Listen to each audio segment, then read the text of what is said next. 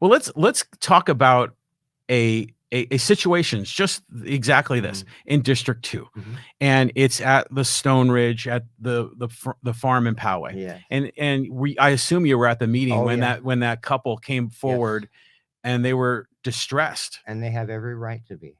So let's talk a little bit about the farm in Poway. What are your thoughts on the project? What do you like? What do you dislike? You know, run me through that. Okay. We'll go back in time to 2020 election. Okay. I personally voted no on the farm. Mm-hmm. It passed overwhelmingly, I believe 63%. Yeah. At the time, I was like, "Oh, I'm disappointed." The next day, I got over it. Okay. And why did I get over it? Because the whole point was whether you were for or against the farm, you had the right to cast your ballot. That's what democracy is all about. Mm-hmm. Hey, we're not all happy with elections. 2020 is a prime example. Yeah, right. But to be able to cast your ballot is the main thing. In retrospect, after the fact, about 6 months after, and even a year after, it was the only alternative, and it was the best alternative because the owner, I believe, I think it's Michael, but Schlesinger. Mm-hmm. I always get confused with like the director, John Schlesinger or something. Or Dr. Laura. Yeah. It was a potential fire hazard. Plain and simple. If they did not do anything with the farm, that was a potential fire hazard that could have been worse than 2003 or 2007. It was the Amazon jungle in North Poway. Mm-hmm. So as far as what is now taking place, there's always going to be issues. I think what needs to be done is the city, the ownership group, the developers, the engineers, contractors should all get together and look at what works and what doesn't work. Now, as far as the lady that was there the last week or so, I feel very bad for that lady, and she has every right to be upset because not only does she lose the obvious, the views. Mm-hmm. I mean, I know golf courses are not as popular as they once were. That's why they haven't made Caddyshack 3 yet. But there's something needs to be done. And I remember even Mayor Voss said he's going to look into something to try to solve as best as they can the problem with maybe some trees, some higher fencing to give her family privacy because she mentioned how a construction worker was like waving. Yeah.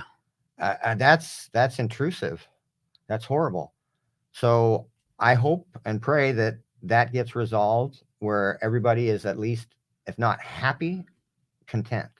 Well, it seemed like her complaint was, and I'm going to have the numbers wrong, but there was supposed to be like a 40-foot buffer between the properties, between the new home that's being built and her property line.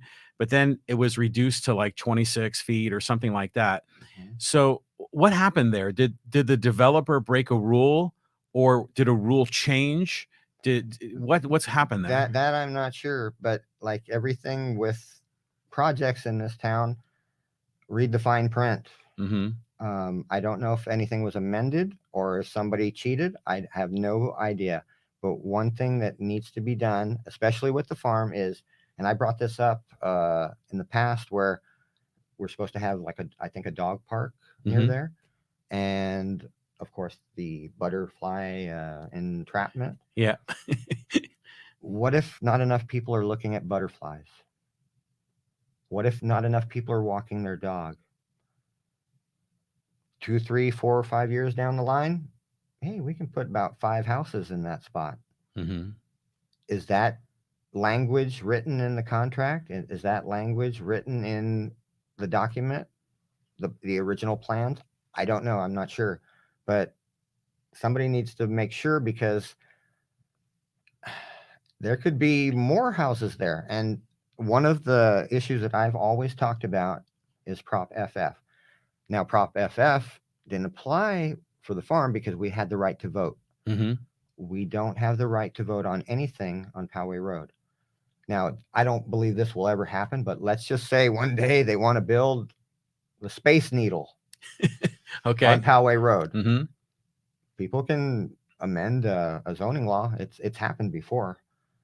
Well, if not a Space Needle, maybe an Amazon building. Well, that's already we've got enough of those. Mhm. I'll get to that later in the podcast. But let's just say, for argument's sake, I'm trying to be humorous at times, but let's just say somebody built something that's so out of the blue that it's ridiculous, Mm-hmm. and technically it's legal because they can amend it, or it's written into the rules that they can do pretty much anything they want. We're all going to go bananas, but we don't have any say to vote on it. I believe that Prop FF should be re-examined and possibly amended, not by me or a council member, but by the people. Put it on a ballot one day. Say, do you agree with the current zoning of Poway Road and the Poway Road general plan, or should there be revisions? And should we be able to one day vote on certain aspects of that revision? Mm-hmm.